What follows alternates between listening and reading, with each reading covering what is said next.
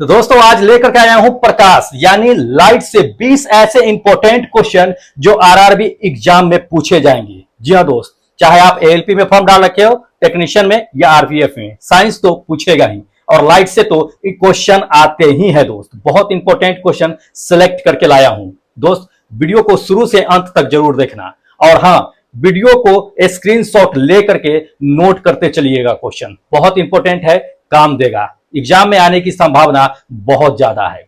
तो चलिए बिना देरी किए हुए आपका जो लाइट से 20 इंपॉर्टेंट क्वेश्चन लेकर के आए हैं। जो आपका लाइट से क्या है, नेचर ऑफ लाइट यानी प्रकाश की प्रकृति से 20 इंपॉर्टेंट क्वेश्चन है। अगर इससे आया क्वेश्चन तो छूटेगा नहीं दोस्त, इसी से आएंगे क्वेश्चन, इससे बाहर नहीं जाने वाला है। ध्यान रखिएगा इस चीज को, बहुत इंपॉर्टेंट है, नोट करते चलिएगा। हो सके तो नोटबुक तैयार कर लीजिएगा, बार बार वीडियो कहां तक देखते रहिएगा, इसलिए ध्यान रखिए इस चीज को, इंपॉर्टेंट है। चलिए क्वेश्चन नंबर फर्स्ट पे चलते हैं। क्वेश्चन नंबर फर्स्ट इंपॉर्टेंट है, दे दिया है इसमें कि वह क्षेत्र जहां से क्या होता है कि जो स्रोत जहां से आने वाली प्रकाश क्या होती है कि रुक जाती है, अवरुद्ध हो जाती है, वो क्या कहलाती है। उसके आगे प्रकाश नहीं जा पाती हो, ठीक है, बिल्कुल रुक जाती हो, तो उसको क्या कहते हैं। ध्यान रखिएगा वह क्या कहलाता है। पहला ऑप्शन दे दिया है इसमें, देखिएगा कि उपछाया कहते हैं, दूसरा प्रछाया कहते हैं, तीसरा एंट्रुम्बा कहते हैं, तीसरा दे दिया छाया कहते हैं, चौथा दे दिया छाया कहते हैं। क्या कहते हैं तो ध्यान रखिएगा आप कि जहां से प्रकाश चलती है और जहां जाकर रुक जाती है उसके आगे प्रकाश नहीं जा पाती है, उसको हम क्या कहते हैं। तो ऐसे तो आपके दिमाग में आ रहा होगा कि छाया कहते हैं, तो दोस्त छाया नहीं कहते हैं, उसको छाया कहेंगे, लेकिन कब कहेंगे ये समझ लीजिए। तो इसमें जो ऑप्शन मेरा करेक्ट होगा वो सेकेंड नंबर ऑप्शन करेक्ट होगा कि प्रछाया कहते हैं। अब समझिए इस चीज को, प्रछाया कहते कैसे है। तो वह क्षेत्र जहां से स्रोत से आने वाली प्रकाश पूरी तरह से अवरुद्ध हो जाती है, रुक जाती है, वह क्या कहलाता है कि प्रछाया कहलाता है। ठीक है, अब समझिए इस चीज को, प्रछाया होता कैसे। छाया का हमेशा दो भाग होता है, ठीक है, जहां पे छाया बनता है वहां का बीच वाला भाग बहुत डार्क होता है, बहुत डार्क होता है, वह जो है अम्बरा कहलाता है। अम्बरा कहने का मतलब कि प्रछाया कहलाता है। लेकिन उसी के चारों ओर जो बीच वाला सेंटर होता है छाया का, उसी के चारों ओर हल्का छाया बनता है जो हल्का काला होता है। बीच वाला भाग पूरा काला होगा आपका, लेकिन उसके चारों ओर का भाग जो होगा वो हल्का काला होता है। वह हल्का काला भाग जो होता है वह उपछाया होता है, पेनुम्ब्रा होता है। ठीक है, इसको ध्यान रखिएगा, छाया के दो भाग, एक उम्ब्रा होता है, एक पेनुम्ब्रा। उम्ब्रा कहने का मतलब प्रछाया, पेनुम्ब्रा कहने का मतलब आपका हो गया उपछाया। तो एक पूरा डार्क होता है, एक हल्का चारों ओर जो होता है कि हल्का सा डार्क होता है, पूरा डार्क नहीं होता है। तो ये चीजें हैं, इसलिए जहां पे प्रकाश रुक जाए उसके आगे नहीं बढ़ रही है तो उसके मेन सेंटर को ही हम, मेन सेंटर पे ही प्रकाश रुकती है, उसके चारों ओर मान लीजिए कि हल्का तो पास हो ही सकती है, तो इसलिए मेन सेंटर को हम काउंट करेंगे उस चीज को, तो ये प्रछाया बनता है। चलिए नेक्स्ट क्वेश्चन पे चलते हैं, इंपॉर्टेंट है। नेक्स्ट क्वेश्चन दे दिया है कि जिस सामग्री से रोशनी यानी लाइट पारित होती है यानी पार हो सके, उसको क्या कहा जाता है। ध्यान रखिएगा, कोई भी अगर चीज है, कोई भी सामान है, कोई भी वस्तु है, अगर उससे क्या है कि प्रकाश पूरी तरह से आर पार हो जाए तो उसको क्या कहेंगे। अगर ऑप्शन आपका हिंदी में रहता तो ऐसे मार देते ऑप्शन को, लेकिन क्या है हिंदी में नहीं है, इसीलिए थोड़ा सा सोच में पड़ जाइएगा। चलिए ऑप्शन देख लेते हैं, फिर आपको हम बताते हैं। इसमें ऑप्शन दे दिया फर्स्ट में, देख लीजिएगा कि ट्रांसलूसेंट कहते हैं, दूसरा ओपेक कहते हैं, तीसरा ट्रांसपेरेंट कहते हैं, चौथा विट्रियस कहते हैं। दोस्त क्या कहते हैं तो थोड़ा अनुमान लगा करके आपको पता है मार दीजिएगा। देख लीजिए एनटीपीसी से लेकर के जेई में यह सवाल पूछा गया है, इतना इजी सवाल है, फिर भी पूछा गया है, लोग कंफ्यूज हो जाते हैं। ऑप्शन इंग्लिश में दे दिया है, इसलिए इंग्लिश में भी दे सकता है, ध्यान रखिएगा। तो देखिए इसमें जो प्रकाश पूरी तरह से आर पार जो हो जाता है तो उसको ट्रांसपेरेंट कहते हैं। ये थर्ड नंबर मेरा ऑप्शन क्या होगा कि सही होगा, ट्रांसपेरेंट।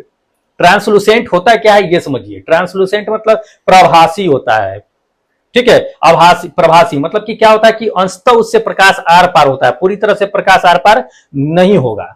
ठीक है, तो ये चीजें होता है। और उसके बाद जो है आपका ओपेक हो गया, जिससे प्रकाश आर पार जाता ही नहीं है, पूरा रुक जाता है। ठीक है, तो ये चीजें होता है, ध्यान रखिएगा, इंपॉर्टेंट क्वेश्चन है, अब बहुत बार पूछा भी गया है, इसलिए इसको नोट करते हुए चलिएगा, इंपॉर्टेंट है। चलिए नेक्स्ट क्वेश्चन पे आपको लेकर के चलते हैं। अगला क्वेश्चन दे दिया है, इंपॉर्टेंट है कि टिंडल प्रभाव प्रकाश के डैश से संबंधित है। किससे संबंधित है टिंडल प्रभाव, यानी टिंडल इफेक्ट, बहुत इंपॉर्टेंट है, एनटीपीसी में पूछा जा चुका है। और टिंडल इफेक्ट तो आते रहता है, लगभग लगभग सारे एग्जाम में जो साइंस पूछा जाता है उसमें आते रहता है। देखिएगा ऑप्शन नंबर फर्स्ट में दे दिया है आपका कि प्रावर्तन है, दूसरा प्रकीर्णन होता है, तीसरा दे दिया है कि प्रक्षेपण होता है, चौथा अपवर्तन होता है। तो ये किससे संबंधित रहता है, ये चारों टिंडल प्रभाव जो है चारों में से किससे संबंधित रखता है? तो ध्यान रखिएगा टिंडल प्रभाव जो होता है वो प्रकीर्णन से संबंधित रखता है। ठीक है, ये मेरा जो है सेकेंड नंबर ऑप्शन ये सही होगा कि प्रकीर्णन से। अब समझिए कि प्रकीर्णन से कैसे संबंध रखता है, टिंडल प्रभाव करता क्या है। तो देखिए कोई भी द्रव्य होता है, अगर उसमें आप टॉर्च मारिएगा, टॉर्च, तो वो क्या होगा कि उस पानी में जो होगा छोटे छोटे क्या होते हैं, पार्टिकल होते हैं, कण होते हैं, निलंबित कण होते हैं। तो वो क्या होते हैं कि आपको चलता हुआ दिखाई देगा। जब उसमें प्रकाश पड़ता है ना, तो प्रकाश क्या होता है कि उस कण से टकरा करके क्या होता है कि वो बिखरता है, यानी प्रकीर्णित होती हुई दिखाई देती है। जैसे इस फिगर को ही देख लीजिए, इसमें क्या है कि प्रकाश मारा जा रहा है, प्रकाश मारा जा रहा है, इसमें देखिए छोटे छोटे कण है, इससे प्रकाश टकरा करके क्या होता है कि प्रकीर्णन हो रहा है, प्रकीर्णित हो रहा है। तो ये टिंडल प्रभाव है, या टिंडल प्रभाव जो है ये आपको प्रकीर्णन से ही संबंधित रखता है। इस बात को ध्यान रखिएगा। सबसे ज्यादा प्रकीर्णित कौन होगा, तो नीला होता है, ध्यान रखिएगा, ये तो आपको पता भी है कलर में। सबसे कम प्रकीर्णित कौन होता है, तो लाल रंग होता है, ये ध्यान रखिएगा, तो इंपॉर्टेंट है। चलिए आपको अब अगला क्वेश्चन पे लेकर के चलते हैं, स्क्रीनशॉट लेकर के नोट्स तैयार करते रहिएगा। हाँ, अगला क्वेश्चन पे दे दिया है कि निर्वात में प्रकाश का वेग कितना होता है। ये कितना बार क्वेश्चन पूछा जा चुका है, देख लीजिए बहुत बार। निर्वात में प्रकाश की वेग या चाल कितना होता है। देखिए इसमें ध्यान रखिएगा, आपको कभी कभी दे देगा कि निर्वात में प्रकाश की चाल क्या होती है या हवा में प्रकाश की चाल क्या होती है। तो कंफ्यूज मत होइएगा, क्या है कि निर्वात और हवा में दोनों में प्रकाश का चाल एक ही होता है, अलग नहीं होता, डिफरेंट नहीं होता है। तो इस बात को ध्यान रखिएगा, ऐसा नहीं कि हवा में प्रकाश का चाल दे दिया और निर्वात में दे दिया तो कंफ्यूज हो जाइएगा, होना नहीं है कंफ्यूज। तो इसमें देखिएगा, इसमें फर्स्ट ऑप्शन में आपको दे दिया है कि क्या दे दिया है, पहला दे दिया है आपको कि 3 × 10⁸ मीटर पर सेकेंड, ये होता है निर्वात में प्रकाश की चाल, या 2 × 10⁸ मीटर पर सेकेंड ये होती है, या दे दिया है 3 × 10⁻10 मीटर पर सेकेंड ये, या 3 × 10⁻6 मीटर पर सेकेंड दे दिया है, क्या होगा। तो दोस्त इसमें ध्यान रखिएगा, प्रकाश की जो चाल होती है निर्वात में कहे या हवा में कहे एक ही होता है। वो मेरा ऑप्शन फर्स्ट नंबर ऑप्शन सही होगा कि प्रकाश की जो चाल होती है वो 3 × 10⁸ मीटर पर सेकेंड होती है। अब इस बात को समझ लीजिए कि ये कभी कभी आपको पूछ देता है कि सबसे अधिक प्रकाश की चाल किसमें होती है या सबसे कम प्रकाश की चाल किसमें होती है। तो पहले देख लीजिए, आपको सारे का प्रकाश का चाल बता देते हैं, समझ जाइएगा। जैसे वहां देख लीजिए, आपको दे दिया है कि जैसे हवा में या निर्वात में प्रकाश की चाल कितना, तो 3 × 10⁸ मीटर पर सेकेंड होता है, ये पता है। उसी तरह से आपको जो है कभी कभी दे देगा कि जल में प्रकाश की चाल कितना होता है। जल में, तो जल में देख लीजिए, जल में प्रकाश की जो चाल होती है वो आपको होती है 2.25 × 10⁸ मीटर पर सेकेंड होती है। इसी तरह से कांच में आ जाते हैं, ठीक है। तो कांच में होता कितना है, तो 2 × 2 जो है 10 × 10⁻ जो है आपका 8 मीटर पर सेकेंड दे दिया है। और उसी को तारपीन के तेल में भी दे देता है कि प्रकाश की चाल क्या होती है। तो तारपीन के तेल में देख लीजिए कि प्रकाश की चाल जो होती है 2.04 × 10⁸ मीटर पर सेकेंड है, तो ये होती है। तो पहले ध्यान रखिएगा कि सबसे ज्यादा जो होता है प्रकाश के चाल वो हवा में होता है या निर्वात में होता है या गैस में होता है, ठीक है। ये इसमें क्या होता है, क्यों होता है प्रकाश की चाल इसमें सबसे अधिक, क्योंकि प्रकाश के चाल को अवरोध करने वाला इसमें कोई भी पार्टिकल नहीं होती है। छोटा मोटा बहुत छोटा पार्टिकल होता है जो प्रकाश को न के बराबर रोकता है। प्रकाश को चलने के लिए किसी माध्यम की आवश्यकता भी नहीं होती है, ध्यान रखिएगा। प्रकाश निर्वात में भी चल सकती है, हवा में भी चल सकती है। तो प्रकाश को रोकने के लिए हवा में उतना मजबूत अवरोध कोई पैदा नहीं होता है जो प्रकाश को रोक सके, इसलिए प्रकाश की चाल हवा में या निर्वात में सबसे अधिक होती है, ठीक है। उसके बाद समझ लीजिए कि उसके बाद लिक्विड में आता है, उसके बाद ठोस में आता है। तो जितना ज्यादा ठोस होगा उतना प्रकाश नहीं जाएगा, जितना हल्का ठोस होगा उतना उसमें प्रकाश जाएगा। तो इसी तरह से आता है। उसके बाद द्रव होता है, द्रव से ठोस में होता है, सबसे कम ठोस में होता है, इस बात को ध्यान रखिएगा। तो ये चीजें हैं। चलिए अगले क्वेश्चन पे चलते हैं। अगला क्वेश्चन दे दिया है कि प्रकाश में संचारण होता है, तो प्रकाश किस रूप में संचारित होता है ये बताना है, किस रूप में आगे बढ़ता है ये बताना है। क्वेश्चन पूछा जा चुका है एनटीपीसी में। ऑप्शन देख लीजिएगा। ऑप्शन दे दिया कि क्षैतिज रेखा में प्रकाश चलता है, या वक्र रेखा में चलता है, या ऊर्ध्वाधर रेखा में चलता है, या सीधी रेखा में चलता है। किस रेखा में प्रकाश चलता है ये बताना है। तो दोस्त ध्यान रखिएगा, प्रकाश कभी टेढ़ा मेढ़ा जिग जैग नहीं चलता है, या ऊर्ध्वाधर नहीं चलता है, या वक्र टाइप का इस तरह का नहीं चलता है। प्रकाश जब भी चलता है वो सीधी रेखा में चलता है, ठीक है, एकदम सीधी रेखा में चलता है। प्रकाश कभी जिग जैग या टेढ़ी मेढ़ी या ऊर्ध्वाधर या वक्र टाइप में नहीं चलता है। प्रकाश को चलने के लिए स्ट्रेट लाइन चाहिए, मिलेगा तो ठीक है, नहीं मिला तो इधर से उधर गुजर के नहीं जा सकता है, ठीक है। तो ये इंपॉर्टेंट क्वेश्चन है। चलिए अगला क्वेश्चन पे आपको लेकर के चलते हैं। अगला क्वेश्चन दे दिया है इसमें कि प्रकाश का क्वांटम सिद्धांत किसके द्वारा प्रदान किया गया था। जी हाँ, प्रकाश का क्वांटम सिद्धांत किसके द्वारा प्रदान किया गया था ये बताना है। देख लीजिए एलपी या टेक्नीशियन में पूछा गया है क्वेश्चन है, तो आप ऑप्शन देख लीजिए। ऑप्शन दे दिया है कि आइंस्टीन के द्वारा किया गया था क्वांटम का सिद्धांत, या प्लांक के द्वारा किया गया था, या न्यूटन के द्वारा, या फैराडे के द्वारा। किसके द्वारा? तो ध्यान रखिएगा, ये जो है आपका प्लांक कांस्टेंट जो सिद्धांत होता है वो किया गया था प्लांक के द्वारा ही किया गया था। उन्हीं के नाम पे ये प्लांक कांस्टेंट रखा गया था। प्लांक कांस्टेंट प्रिंसिपल जो है वो प्लांक के नाम पे ही रखा गया था। ये सेकेंड नंबर मेरा ऑप्शन क्या होगा कि करेक्ट होगा। अब समझ लीजिए कि कभी कभी आपको दे देगा कि प्लांक का समीकरण क्या है, ठीक है। तो प्लांक का ऊर्जा का जो समीकरण होता है उसको देख लीजिए, वो उसका समीकरण होता है एच म्यू इक्वल टू दे दिया है एच सी बाई लेमडा। तो ये होता है उसका प्लांक कांस्टेंट का जो है इक्वेशन होता है ऊर्जा का। इसको ध्यान रखिएगा, पूछ देता है कभी कभी, तो इसको भूलना नहीं है, इंपॉर्टेंट है। चलिए आपको अगला क्वेश्चन पे लेके चलते हैं। अगला क्वेश्चन दे दिया है, ध्यान रखिएगा कि प्रकाश एक अनुप्रस्थ यानी कि दे दिया है ट्रांसवर्स, ठीक है, तरंग है, ठीक है। तो ये साबित करती है एकमात्र कौन सी घटना। ये अनुप्रस्थ प्रकाश जो है एक अनुप्रस्थ तरंग है, ये इस घटना को और कौन जो है इसको साबित कर सकता है ये बताना है। तो ऑप्शन में चलिए, ऑप्शन में आपको दिखाते हैं कि कौन साबित करता है। पहला ऑप्शन दे दिया है कि प्रकाश का फैलना, क्या यह साबित कर सकता है। दूसरा दे दिया है विसरण, तीसरा दे दिया हस्तक्षेप, और चौथा दे दिया है आपको ध्रुवीकरण। कौन सा होगा? तो ध्यान रखिएगा आप कि ये जो अनुप्रस्थ का प्रकाश का अनुप्रस्थ जो होता है तरंग वो करता है इसको साबित ध्रुवीकरण। तो ये फोर्थ नंबर मेरा ऑप्शन करेक्ट होगा, ध्रुवन। अब समझिए कि ध्रुवन यानी ध्रुवीकरण जो होता है वो होता क्या है। तो ये ध्रुवीकरण एक तरह का अनुप्रस्थ तरंगे होता है, ठीक है।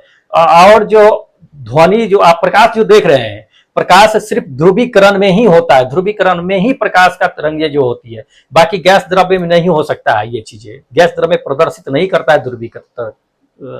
तो जब भी करेगा ये करेगा आपको प्रकाश ही करेगा, इसमें और किसी में नहीं। तो इंपॉर्टेंट चीजें है। चलिए क्वेश्चन है, चलते हैं अगला क्वेश्चन पे। हाँ, अगला क्वेश्चन दे दिया है कि ऐसे वस्तु जो खुद प्रकाश उत्पन्न करती है, ठीक है, उसे क्या कहते हैं। जी हाँ, मतलब खुद प्रकाश उत्पन्न करती है, किसी दूसरे से प्रकाश लेकर के नहीं चमकती है। जैसे कि आपको पता ही है, बताते हैं, ऑप्शन देख लीजिए। पहला ऑप्शन दे दिया है मेरा पे कि पारदर्शी वस्तुएं होती हैं, या अप्रदीप्त वस्तुएं होती है, या पारभासी वस्तुएं होती है, या प्रदीप्त वस्तुएं होती है। कौन सी होती है? जो वस्तु खुद का प्रकाश उत्पन्न नहीं करती है, ठीक है, खुद प्रकाश उत्पन्न नहीं करती है। ध्यान रखिएगा, जो प्रकाश खुद उत्पन्न करती है उसको हम प्रदीप्त वस्तुएं कहते हैं, ठीक है, या दीप्त वस्तुएं कहते हैं। ये चीजें होता है। तो जो प्रकाश खुद उत्पन्न करती है वो होता कौन है ये ध्यान रखिए। तो दोस्तों वो जो होता है, जैसे कि मान लीजिए कि सूर्य हो गया, ठीक है, जो खुद प्रकाश उत्पन्न करता है।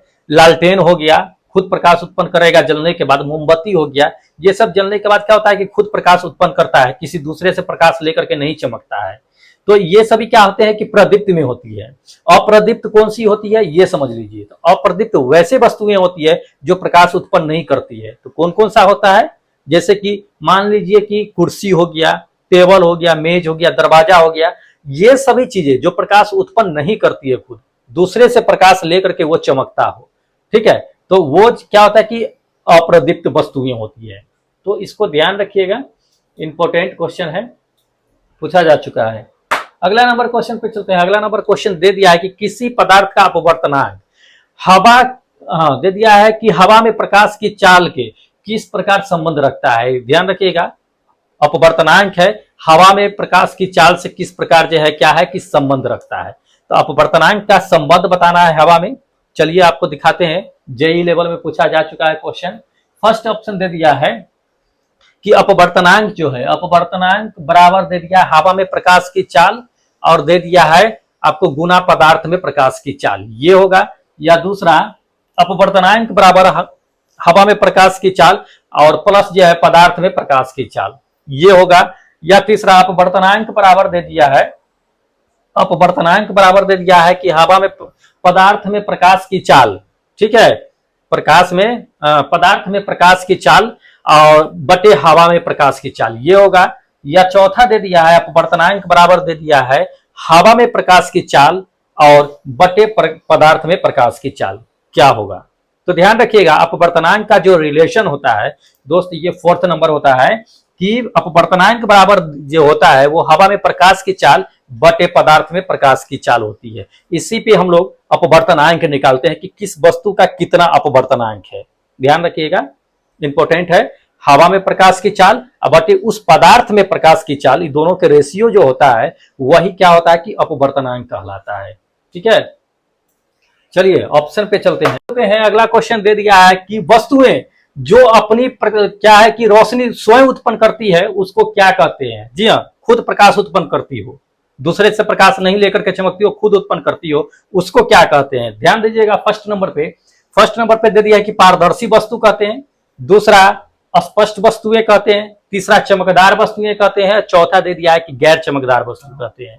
तो ध्यान रखिएगा कि जो वस्तु स्वयं प्रकाश उत्पन्न करके चमकता हो वो चमकदार कहलाती है। अगर इसमें प्रदीप्त देता ऑप्शन में तो प्रदीप्त मार देते, लेकिन प्रदीप्त नहीं दिया हुआ है इसलिए हम चमकदार वस्तुएं मारेंगे। पूछा गया है क्वेश्चन। अगला क्वेश्चन देखिएगा, इंपॉर्टेंट है दोस्त, कि हमें घास का रंग क्या होता है कि हरा दिखाई देता है। क्यों दिखाई देता है? हरा घास जो होता है वो काला भी तो दिखाई देता है, हरा ही क्यों दिखाई देता है? तो ध्यान रखिएगा, ऑप्शन पे चलते हैं फिर डिस्कस करके आपको समझाते हैं। पहला ऑप्शन दे दिया है इसमें कि यह हरे रंग के प्रकाश को वापस क्या करता है कि हमारे आंखों पर परावर्तित करता है, इसलिए हरा दिखता है। दूसरा दे दिया है कि यह हरे रंग के प्रकाश को क्या करती है कि अवशोषित कर लेती है, इसलिए हमें हरा दिखता है। या थर्ड नंबर ऑप्शन दे दिया है कि यह हरे रंग के अलावा अन्य सभी रंगों को परावर्तित कर देती है, मतलब हरे रंग को अवशोषित कर लेती है, बाकी सबको परावर्तित कर देती है, इसलिए हरा दिखता है। या चौथा, यह हमारी आंखों पर सफेद प्रकाश क्या करती है, परावर्तित करती है, इस वजह से। तो दोस्त ध्यान रखिएगा, कोई भी वस्तु हो हमें वह वस्तु किस तरह का दिखेगा, तो जो भी वस्तु जिस रंग को परावर्तित करेगा हमारी आंखों पर उसी रंग को देखेंगे। ठीक है, अगर क्या है कि लाल रंग को परावर्तित कर रहा है आंख पे, बाकी को रख रहा है, तो जो परावर्तित करेगा हमारी आंखों पे हम उसी कलर को देखेंगे। तो यहाँ पे घास हरा इसलिए दिखता है क्योंकि घास क्या करता है कि हरे रंग को हमारे आंखों पर परावर्तित करती है, इसलिए हम क्या करते हैं कि हरा रंग देख पाते हैं। ध्यान रखिएगा इस चीज को। तो ये फर्स्ट नंबर मेरा ऑप्शन क्या होगा कि करेक्ट होगा कि यह हरे रंग के प्रकाश को हमारी आंखों पर परावर्तित कर देती है, इसलिए हम क्या करते हैं कि हरा देख पाते हैं, नहीं तो क्या होता, काला देखते, लाल देखते, कुछो देखते। चलिए अगले नंबर क्वेश्चन पे चलिएगा। अगला नंबर क्वेश्चन दे दिया है कि सूर्य की रोशनी में हरा रंग दिखाई देने वाला जो होता है, जो सूरज की रोशनी में हरा रंग दिखता है, उसी हरा रंग को अगर आप लाल रोशनी में देखेंगे तो आपको काला दिखाई देगा। ऐसा क्यों होता है? ध्यान रखिएगा, इंपॉर्टेंट क्वेश्चन है, समझना है। ऑप्शन देख लेते हैं पहले, फिर आपको बताते हैं। ऑप्शन दे दिया है कि कपड़ा लाल रंग की तरह ही आयाम को क्या करता है, पूर्णतः अवशोषित कर लेता है, इसलिए काला दिखाई देता होगा।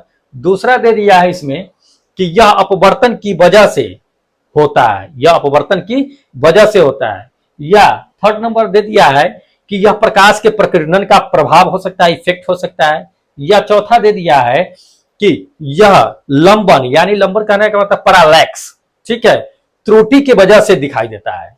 तो ध्यान रखिएगा, आपको हम बता देते हैं कि सूरज के प्रकाश में क्या होता है कि 7 रंग होता है। 7 रंग होता है, तो जब क्या होता है कि हरे रंग पर जब पड़ता है तो हरा रंग को हमारी आंखों पर क्या करता है कि परावर्तित कर देता है, बाकी रंग को वह अवशोषित कर लेता है। सूरज के प्रकाश में कह रहे हैं, तो सूरज के प्रकाश में 7 रंग मौजूद होते हैं, तो वो क्या करता है कि वो हमें हरा रंग आंखों पर परावर्तित करता है, इसलिए हरा दिखाई देता है। अब रही बात कि लाल रंग में वैसी हरा को अगर देखते हैं तो काला दिखाई देता है, क्यों? तो ध्यान रखिएगा कि लाल रंग के प्रकाश में सिर्फ लाल ही होता है, दूसरा कोई कलर नहीं होता है। तो लाल रंग तो पहले से है, ऊपर से हरा रंग गया, तो हरा गया लाल गया, दोनों एक दूसरे को अवशोषित कर लेता है। अवशोषित करने के बाद वो रिफ्लेक्ट नहीं करता है, किसी कलर को परावर्तित नहीं करता है। जब परावर्तित नहीं करेगा तो क्या होगा कि हमें काला दिखाई देगा। जब कोई भी रंग परावर्तित हमें हमारे आंखों तक ही नहीं पहुंचेगा तो वह कलर दिखाई देगा ही नहीं, बिल्कुल काला दिखाई देगा। तो यही कारण है कि लाल रंग के प्रकाश में कोई भी हरा चीज हमें क्या होता है कि काला दिखाई देता है। या दूसरे के तरीका से क्वेश्चन आपको दे सकता है कलर कोडिंग में कि लाल रंग में अगर हरा रंग मिलाते हैं तो कौन सा कलर बनेगा, ये दे देता है, तो स्वाभाविक है काला बनेगा। तो ध्यान रखिएगा, इंपॉर्टेंट क्वेश्चन है और आते रहते हैं इस तरह के लॉजिकल क्वेश्चन जो है एग्जाम में। चलिए अगले क्वेश्चन पे लेके चलते हैं। अगला क्वेश्चन है दोस्त, इंपॉर्टेंट है कि अंतरिक्ष यात्री को अंतरिक्ष यान से अगर आकाश को देखे तो वह काला दिखाई देता है, मतलब किस तरह का दिखाई देता है। आपको हम ऑप्शन ही बता दिए हैं कि क्या दिखाई देता है। तो ऑप्शन फर्स्ट है कि वह काला दिखाई देता है, ठीक है। अंतरिक्ष यात्री अगर अंतरिक्ष में जाता है तो उसको जो अंतरिक्ष होता है वो कैसा दिखाई देता है। तो हम अगर पृथ्वी से अंतरिक्ष को देखते हैं तो हमें क्या होता है कि यह जो है नीला दिखाई देता है, लेकिन यह प्रकीर्णन के कारण होता है, ठीक है। क्योंकि हमारे पृथ्वी पर क्या है, वायुमंडल है, वायुमंडल में प्रकीर्णन की वजह से क्या होता है कि हमें आकाश नीला दिखाई देता है। लेकिन उसी को अगर अंतरिक्ष यात्री अंतरिक्ष में जाए, अंतरिक्ष यात्री ही नहीं, अगर आप भी अंतरिक्ष में जाइएगा, अंतरिक्ष को देखिएगा ऊपर जाने के बाद, तो आपको काला दिखाई देगा। ऐसा क्यों होता है, समझिए इस चीज को, पॉइंट को समझिए। क्या होता है कि अंतरिक्ष में जो होता है तो अंतरिक्ष में प्रकीर्णन नहीं होता है, अब स्कैटरिंग नहीं होता है। प्रकीर्णन मतलब स्कैटरिंग इंग्लिश में बोलते हैं उसको, स्कैटरिंग नहीं होता, प्रकीर्णन नहीं होता। क्यों नहीं होता है? क्योंकि प्रकीर्णन होने के लिए किसी न किसी माध्यम की आवश्यकता होती है, चाहे वो तरल पदार्थ का माध्यम हो, चाहे ठोस पदार्थ का माध्यम हो या गैस पदार्थ का माध्यम हो, लेकिन माध्यम होना चाहिए। तो अंतरिक्ष में क्या है कि किसी तरह का माध्यम नहीं है, न वहां पे वायुमंडल है न कुछ है, तो प्रकाश प्रकीर्णित करेगा कहां से, तो दिखेगा कहां से, इसलिए प्रकीर्णन नहीं कर पाता है। और वो किसी वस्तु से प्रकाश क्या होता है कि वो टकरा करके हमारी आंखों तक आ नहीं पाता। इसलिए क्या होता है कि अंतरिक्ष में जो होते हैं वो अंतरिक्ष क्या होते हैं कि पूरी तरह से काला दिखाई देता है। ध्यान रखिएगा, इंपॉर्टेंट क्वेश्चन है और पूछता रहता है ये एग्जाम में क्वेश्चन। चलिए आपको लेकर के चलते हैं नेक्स्ट क्वेश्चन पे। नेक्स्ट क्वेश्चन दे दिया है कि गली में जो पीले रंग के लाइट लगे होते हैं उसमें किसका प्रयोग किया जाता है। जी हाँ दोस्तों, गली में जो लगे होते हैं लाइट पीले रंग की, उसमें किसका प्रयोग करते हैं। एनटीपीसी में पूछा जा चुका है क्वेश्चन, देख लीजिए ऑप्शन। ऑप्शन में फर्स्ट नंबर दे दिया है कि यह नियोन इसमें भरा होता है, या दूसरा नाइट्रोजन, या तीसरा फास्फोरस, या चौथा सोडियम। तो दोस्त ध्यान रखिएगा, जो गली वाले स्ट्रेट लाइट होते हैं ना, उसमें क्या होते हैं कि सोडियम होते हैं, ठीक है। सोडियम की वजह से वो होते हैं कि वो चमकते हैं। उसमें क्या होता है कि यू आकार का होता है, दोनों किनारों पर सोडियम होता है, और उसमें क्या होते हैं कि गैस भरे होते हैं। टंगस्टन तो जोड़ा ही जाता है एक दूसरे से, ठीक है, और उसमें नियोन गैस भरे होते हैं, लेकिन होता कौन सा है, ये सोडियम होता है। इसको ध्यान रखिएगा, इस चीज को, इंपॉर्टेंट है, प्रयोग किया जाता है इस चीज, सोडियम धातु का प्रयोग किया जाता है, उसमें दाने लगे होते हैं। तो ये चीजें हैं। चलिए नेक्स्ट क्वेश्चन पे आपको लेकर के चलते हैं। नेक्स्ट क्वेश्चन दे दिया है हाँ कि किसी माध्यम की प्रकाश को परावर्तित करने की जो क्षमता होती है, इसके द्वारा क्या मतलब कि व्यक्त किया जा सकता है, ये बताना है, ठीक है। तो किसी भी प्रकाश को अगर क्या किया जाता है कि परावर्तित कर देता है, वो किसके वजह से किया जाता है, किसको व्यक्त करता है, ये बताना है। ऑप्शन में दे दिया है पहला कि क्षेत्र घनत्व होता है, दूसरा प्रकाश घनत्व होता है, तीसरा पृष्ठ घनत्व होता है, चौथा द्रव्यमान घनत्व होता है। दोस्त क्या होता है, तो ध्यान दीजिएगा, इंपॉर्टेंट क्वेश्चन है और पूछा भी जा चुका है, देख लीजिए ग्रुप डी में। तो ये ध्यान रखिएगा कि किसी भी प्रकाश को परावर्तित करने की जो क्षमता होती है दोस्त, वो प्रकाश का घनत्व कहलाता है, लाइट का डेंसिटी कहलाता है, जिसके वजह से क्या होता है कि यह परावर्तित होती है, उसी चीज को यह व्यक्त करता है। ठीक है, तो इसको ध्यान रखिएगा, इंपॉर्टेंट है। चलिए अगले क्वेश्चन पे लेकर के चलते हैं आपको। अगला क्वेश्चन दे दिया है कि जब प्रकाश विरल माध्यम से संघनन माध्यम में जाती है तो प्रकाश में क्या होता है, ये ध्यान रखिएगा। क्वेश्चन पूछा गया है ग्रुप डी में, तो ऑप्शन देख लीजिए। ऑप्शन पहला दे दिया है इसमें कि इसकी गति पहले कम होती है फिर बढ़ती है, दूसरा कि इसकी गति बढ़ती है, तीसरा दे दिया कि इसकी गति कम हो जाती है, या चौथा दे दिया है कि इसकी गति पूर्वतः रहती है, मतलब कि पहले की तरह ही रहती है। क्या ऐसा है? नहीं, ऐसा नहीं है। क्या है कि जब प्रकाश क्या होता है कि एक विरल माध्यम से संघन माध्यम में प्रवेश करती है तो उसकी गति थोड़ा सा कम हो जाता है। ठीक है, तो ये मेरा थर्ड नंबर ऑप्शन क्या होगा, करेक्ट होगा कि उसकी गति क्या होती है कि कम हो जाती है। ठीक है, चलिए अगले क्वेश्चन पे लेके चलते हैं। अगला क्वेश्चन दे दिया है कि एक माध्यम जिसका अपवर्तनांक दे दिया है कि 1.5 है तो प्रकाश की गति क्या होगा। जी हाँ, इंपॉर्टेंट क्वेश्चन है, न्यूमेरिकल पूछते रहते हैं, इसमें अपवर्तनांक दे दिया है। ठीक है, तो ऑप्शन देख लेते हैं फिर आपको बता देते हैं। पहला ऑप्शन दे दिया है कि 3.0 इंटू 10 मीटर पर सेकेंड दे दिया है, दूसरा दे दिया है 2.0 इंटू 10 मीटर पर सेकेंड दे दिया है, या तीसरा 1.5 इंटू 10 मीटर पर सेकेंड दे दिया है। ठीक है, चौथा दे दिया इसमें आपको कि 1.2 into 10 to the power 8 metre per second होगा। क्या होगा? तो दोस्त ध्यान रखिएगा, पूछा गया क्वेश्चन है, इसमें आपको अपवर्तनांक दे दिया है। तो पहले तो देख लीजिए कि अपवर्तनांक कितना दे दिया है। तो अपवर्तनांक आपको दे दिया है 1.5 दे दिया है। ठीक है, इसमें आपको पूछ क्या रहा है, तो पूछ रहा है कि माध्यम में प्रकाश की चाल क्या होगी, माध्यम में पूछ रहा है। ठीक है, तो एक फार्मूला हम लोग इससे पहले ही पढ़े हैं कि अपवर्तनांक, पहले देख लीजिए, इसको हटा देते हैं। इसमें देख लीजिए कि अपवर्तनांक बराबर जो होता है दोस्त, अपवर्तनांक बराबर होता है कि निर्वात में प्रकाश की चाल बटे माध्यम में प्रकाश की चाल। ठीक है, तो हमको अपवर्तनांक दे दिया है और निर्वात में प्रकाश की चाल आपको पता ही है कि कितनी होती है, हमें निकालना है माध्यम में प्रकाश की चाल। तो जब माध्यम में प्रकाश की चाल निकालेंगे तो क्या आ जाएगा, तब आ गया माध्यम में प्रकाश की चाल बराबर जो आएगा निर्वात में प्रकाश की चाल बटे अपवर्तनांक आ जाएगा। ठीक है, तो अब यह है निर्वात में प्रकाश की चाल का मान रख दीजिए 3 into 10 to the power 8 metre per second, अब बटे में माध्यम में प्रकाश की चाल कितनी है, अपवर्तनांक कितनी है, तो अपवर्तनांक 1.5 है। इससे भाग दे दीजिए, तो 3 में अगर भाग दीजिएगा तो ये कट जाएगा 1.5 मरतबे, तो आएगा मेरा कितना 1.5 into 10 to the power 8 metre per second.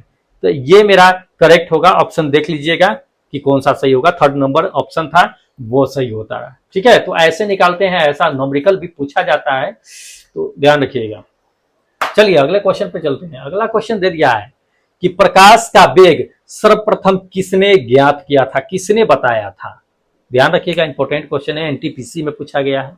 Option पहला दे दिया है कि रोमर, दूसरा न्यूटन, तीसरा माइकल्स, चौथा गैलीलियो। किसने बताया था? तो दोस्त प्रकाश का वेग जो है सर्वप्रथम किसने बताया था, तो रोमर ने बताया था कि प्रकाश का वेग कितना होता है। ठीक है, इन्होंने ही खोज किया था, तो ये है। चलिए इंपॉर्टेंट है। अगला नंबर क्वेश्चन पे चलते हैं। अगला नंबर क्वेश्चन दे दिया है कि माध्यम में तापमान अगर वृद्धि कर दिया जाए या वृद्धि हो जाए तो प्रकाश की गति क्या होगी। ध्यान रखिएगा कि अगर माध्यम में प्रकाश तापमान वृद्धि हो जाए तो प्रकाश की चाल में क्या हो सकता है। पहला दे दिया है कि वैसे ही रहता है, दूसरा दे दिया है कि घटती है, तीसरा बढ़ती है, चौथा दे दिया है कि सहसा गिर जाती है, मतलब एकाएक डाउन हो जाती है। क्या ये सही होगा? तो ध्यान रखिएगा कि माध्यम में अगर प्रकाश की चाल को बढ़ा दे चाहे घटा दे, प्रकाश के चाल पे कोई प्रभाव नहीं पड़ेगा। उसके माध्यम में कितना टेम्परेचर है, कितना कम टेम्परेचर है, कोई फर्क नहीं पड़ता है प्रकाश के चाल में। लेकिन इसी में ध्वनि का कहता रहा तो ध्वनि के चाल में प्रभाव पड़ता रहा। ध्वनि के चाल में यह प्रभाव पड़ता कि प्रकाश अगर बढ़ा देता, प्रकाश कहते हैं तापमान अगर बढ़ा देता तो ध्वनि बढ़ जाता, तापमान कम कर देता तो ध्वनि कम हो जाता, जैसा कि पिछले क्लास में मैंने आपको साउंड में बताया था ये चीजें। लेकिन प्रकाश में अगर कहे कि तापमान बढ़ा दे या चाहे घटा दे, चाहे 2 गुना कर दे या 10 गुना कर दे, तो क्या प्रभाव पड़ेगा प्रकाश के चाल में? तो कोई प्रभाव नहीं पड़ेगा प्रकाश के चाल में। ध्यान रखिएगा इस चीज को, ठीक है। तो ये चीजें है इंपॉर्टेंट है। चलिए लास्ट क्वेश्चन आपको दिखाते हैं, 20वां नंबर क्वेश्चन जो इंपॉर्टेंट है। हाँ, क्वेश्चन दे दिया है कि चंद्रमा से पृथ्वी तक प्रकाश को आने में लगभग कितना समय लग जाता है? लगभग, एग्जैक्ट नहीं पूछ रहा है, उसी के आसपास बताना है। चलिए, पहला ऑप्शन दे दिया 1 सेकेंड, दूसरा दे दिया 8 सेकेंड, तीसरा दे दिया 100 सेकेंड और चौथा दे दिया है आपको 8 मिनट। क्या लगेगा? सूर्य से धरती पर नहीं कह रहा है, चंद्रमा से पृथ्वी पर कह रहा है, धरती पर, चंद्रमा से धरती पर आने के लिए। तो लगभग जो होता है, चंद्रमा से अगर धरती पर प्रकाश आए तो लगभग 1 सेकेंड लगता है। लेकिन अगर एग्जैक्ट बात किया जाए दोस्त, इसमें नहीं दिया है, तो उस एग्जैक्ट जो होता है 1.3 सेकेंड लगता है। इसमें 1 सेकेंड दे दिया है, इसलिए उसके आसपास का हम आपको बता देते हैं, या ऐसा दे सकता है। तो ये फर्स्ट नंबर मेरा ऑप्शन करेक्ट होगा कि 1 सेकेंड। वैसे 1.3 सेकेंड का वक्त लगता है, ठीक है। तो दोस्त, ये रहा 20 इंपॉर्टेंट क्वेश्चन, वो भी लाइट से, नेचर ऑफ लाइट से। अगर लाइट से क्वेश्चन आया तो इससे बाहर नहीं जाएगा, इसी से पूछेगा। इसके बाद फिर लाइट से अगले दिन हम लेकर के आएंगे 20 इंपॉर्टेंट क्वेश्चन। तो अगर अभी तक आप चैनल सब्सक्राइब नहीं किए हैं तो फटाफट चैनल को सब्सक्राइब कर लीजिए और बेल आइकन को दबा दीजिए, ताकि जब भी वीडियो डाले आप तक नोटिफिकेशन पहुंच जाए, ठीक है। तो चलिए फिर मिलते हैं एक नए वीडियो के साथ, तब तक जय हिंद दोस्तों।